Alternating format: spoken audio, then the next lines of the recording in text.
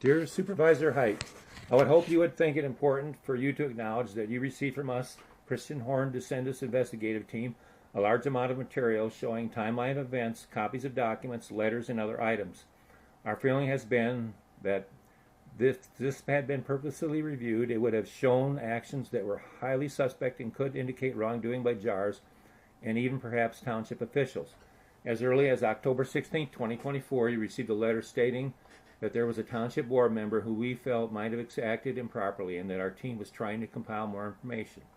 Also made available to the township was a January 22nd, 2025 hard copy summary report. From this report, it could be obtained the historical ties of our family to the property and how the property passed from our possession.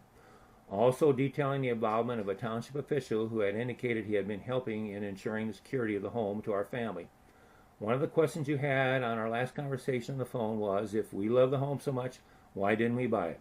Our situation with my sister in hospice and no one to take control of the house was explained. We have been making special efforts so that the home would be sold to a family keeping the house. The person assisting in this effort was Township Trustee Pete Rom, who knew our family well. In particular, when one focuses on the messaging between the Roms and my niece Anna Shafta-Galoro, it brings up troubling questions. Messaging shows a strange emphasis that JARS would not have been involved in the demolition, starting with the Roms witnessing in the September 23, 2024 messaging that owner 2, 19650 M239 LLC, also known as JARS, gave word the house would not be torn down. This certainty by the Roms was further exemplified in the second messaging 5 weeks later on October 30th, 2024. It was indicated Mr. Rom even contacted the second owner so as to make sure the home would not be destroyed. Quoting, Pete even called the second buyer to make sure it was going to remain. As events turned out, one could conclude that JARS maybe was not forthcoming to Mr. Rom because of the fact they had known as early as of July 2023 they might have trouble obtaining suitable septic site with the receipt of a July 13, 2023 letter from Berrien County Health Department denying them a permit. That in fact it would turn out they only had one option for a safe septic site, and that would compromise the foundation of the house. They knew for certain in the spring of 2024 this was so, and thus made the decision to plan the demolition of the house. Wouldn't someone in the township board have known of this? Wouldn't the building department have been advised? Did JARS somehow hide this knowledge from everyone? Was there no obligation to inform Pete Rom the house is coming down? The actual approval for septic site permit came on July 26, 2024, but it was JAR's other action that would have ensured the destruction of the house. JARS did apply to the building department in late June for a demolition permit. Again, is it possible for no one on the township board to have been aware? This plan action would have been divergent from what the planning commission was told, and by regulation should have required a new hearing. This should be important for the township legal representative to determine if there was intentional impropriety from JARS.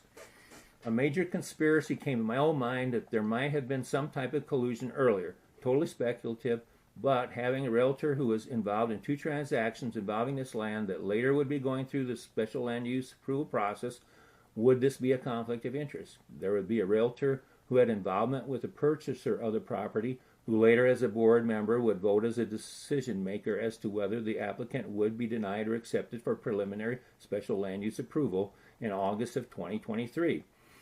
There was a question among our group why Anna was not informed of the public hearing with the Planning Commission.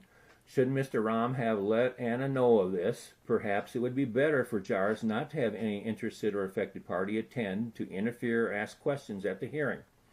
This could definitely apply also for Anna not to know the demolition permit application made by JARS in late June so as not to upset their plans. In addition to the information I received from Berrien County Health Department about the soil site compromising the structure of the house, you stated to me in the phone conversation that you had additional information and knowledge that the house would be destroyed because designating it as part of a business would also require a suitable septic system which could not be obtained. This would be true also. The question that all of us need to know is who gave you this information and on what date. You also stated to me that it would have been unreasonable for Mr. Rom to know any of this as he was only in the township office for short periods of time. Don't these people have coffee together sometimes? Who actually knew what was going on? Did Jars sell the home to hide the fact they had done the planning of the demolition? Was this done because of their statements to everyone they were not going to tear down the house? Is it possible a written agreement had been made with Dwayne Wireman they would not tear down the house? I was told by a Berrien County official that there might be something attached in the paperwork. It was so strange about the sudden appearance of M239 19650 LLC on the record database came into being on August 5th, 2024. This apparently was done to facilitate the transfer of deed while hiding Jars' role in planning the demolition. Another Berrien County official said the purchase price was hidden with a procedure that allowed this. The price could have been $0 or even $1 million. It would take a court order to reveal. Michelle Height might at newbuffalotownship.org. Date Tuesday, October 14, 2025. Mr. Kruger, we have already discussed the matters mentioned in your email both via email and by phone. Any further correspondence from you will be forwarded to our attorney. Michelle Height, New Buffalo Township Supervisor. Special land use approval must abide by Section 8.2 Part D. The use shall represent an improvement to the use or character of the property under consideration and the surrounding area in general, yet also be in keeping with the natural environment of the site. As described in several realtors' listings, the property and house were described as such. There is a stunning farmhouse on 15+ acres of gorgeous land with an abundance of wildlife, making this a nature lover's dream.